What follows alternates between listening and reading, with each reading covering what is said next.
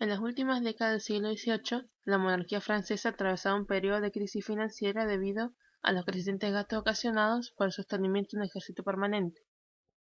La recaudación de impuestos que pagaban únicamente burgueses y campesinos no alcanzaban a compensar el déficit de las cuentas públicas. Ante esta situación, el rey Luis XVI propuso establecer un impuesto sobre las propiedades rurales de la nobleza y el clero. Los nobles esperaban que las protestas de los campesinos hicieran dar marcha atrás al rey con la propuesta. Para resolver esto, el rey convoca una asamblea tradicional del reino llamado Estados Generales, donde se hallaban representados los tres estamentos de la sociedad francesa, que eran la nobleza, el clero y el tercer estado. Los representantes del tercer estado exigieron que todos los diputados se sesionaran en una misma asamblea y que las decisiones se votaran en forma individual. La nobleza y el clero rechazaron esta exigencia por temor a perder el control de la asamblea, por lo que el tercer estado decidió separarse de los estados generales y constituir una asamblea nacional integrada por todos los habitantes de la nación, considerados ciudadanos. Se realiza el juego de la pelota en un frontón. Los sectores populares de París se sumaron a la rebelión antiabsolutista y el 14 de julio de 1789 tomaron por asalto la Bastilla, la cárcel real. En el campo surgió el rumor de que las bandas aristócratas asesinaban a los campesinos. A esto se llamó el Gran Miedo. Los campesinos atacaron castillos y mataron nobles. La Declaración de Derechos del Hombre y del Ciudadano constituye un auténtico resumen de las ideas de quienes impulsan la revolución. Esta declaración, con su defensa de la igualdad ante la ley, la soberanía nacional y de las libertades individuales, se convertirá en uno de los documentos más influyentes de toda la historia contemporánea y es el embrión de los regímenes liberales, que durante el siglo XIX se instalarán en muchos países europeos. Se termina con el absolutismo y no es así la monarquía constitucional. Entre 1789 y 1791, la Asamblea suprimió los privilegios de la nobleza, eliminó el diezmo y estableció una constitución que limitó el poder del monarca. Los campesinos obtuvieron la supresión de los derechos feudales. Poco tiempo después, en la Asamblea, comenzaron a diferenciarse dos grupos con distintas ideas sobre cómo organizar el gobierno. Los girondinos representaban a los burgueses más ricos y moderados. Los jacobinos expresaban las ideas de los sectores medios más radicalizados, entre los que se encontraban abogados, artesanos y pequeños comerciantes. Los jacobinos contaban con el apoyo de los sans-culottes, quienes reclamaban el sufragio universal, y el establecimiento de medidas económicas que pusieran fin al hambre y a la miseria que padecían los sectores más pobres. Por otro lado, Sieyès fue un político francés que escribió un panfleto que se llamó ¿Qué es el tercer estado? Esto fue significativo en los comienzos de la Revolución Francesa. En su argumento considera que la nación francesa era el tercer estado, porque era un cuerpo unitario de ciudadanos que ejercen una voluntad común sosteniendo con su trabajo los gastos del Estado. Durante el proceso revolucionario, la familia real fue trasladada al Palacio de las Tullerías, en París. En junio de 1791, el rey Luis XVI intentó huir de Francia con rumbo a Austria. Los franceses consideraron esto como una traición. Los girondinos afrontaban cada vez mayores dificultades para sostener la monarquía constitucional. La situación se agravó cuando, en abril de 1792, otros monarcas europeos, o sea, Austria y Prusia, declararon la guerra a los revolucionarios franceses. En 1792 se hicieron públicas unas cartas de Luis XVI, alentando a los austriacos a invadir Francia. Una multitud asaltó el Palacio de las Tullerías, donde residía el monarca. El rey se esconde en una sala contigua al palacio llamada Sala de la Manellé. El rey y su familia fueron encarcelados y en enero de 1793 fueron juzgados y condenados por traición, y luego guillotinados. Francia dejó de ser una monarquía y se proclamó la Primera República Francesa. La Asamblea Nacional fue reemplazada por la Convención, controlada ahora por los jacobinos. Ahora vamos a hablar del gobierno de los jacobinos basado en la guerra y el terror. Liderados por Maximilien de Robespierre y apoyados por los sans-culottes, los jacobinos establecieron un régimen de gobierno basado en el terror. Por medio del Comité de Salvación Pública, controlado por los principales líderes jacobinos, las personas sospechadas de traición eran ejecutadas en la guillotina.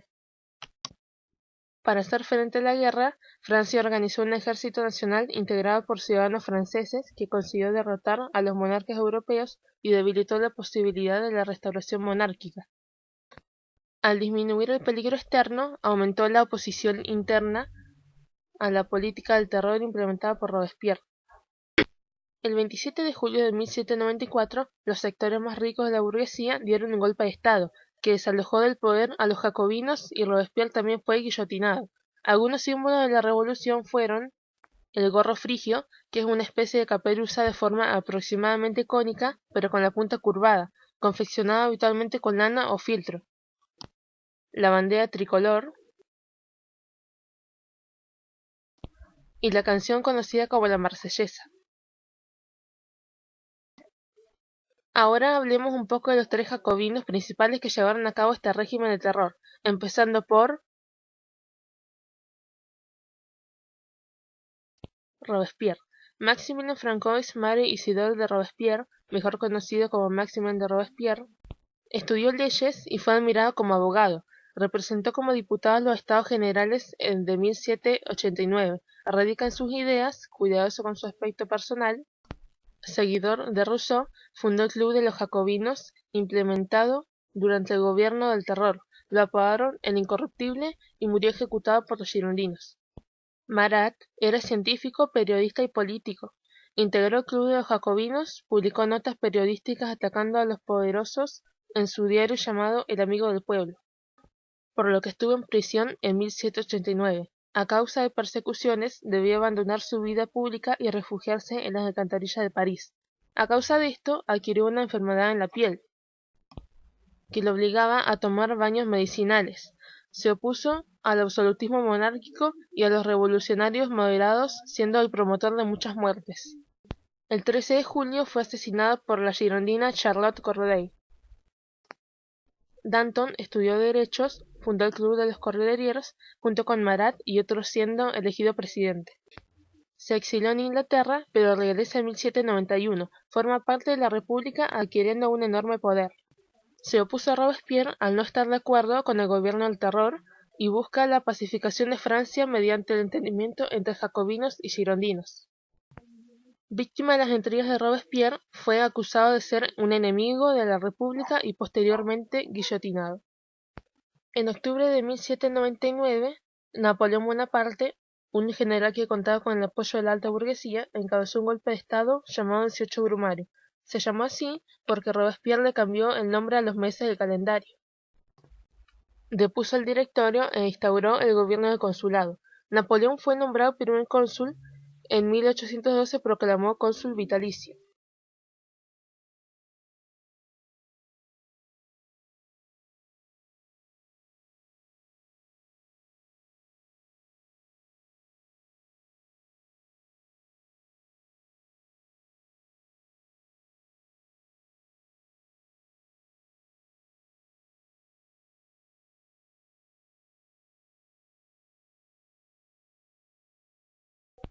Y finalmente, en 1804 se coronó a sí mismo emperador de Francia. Durante su gobierno, las ideas y los principios que habían orientado a los revolucionarios de 1989 se fueron expandiendo lentamente por Europa.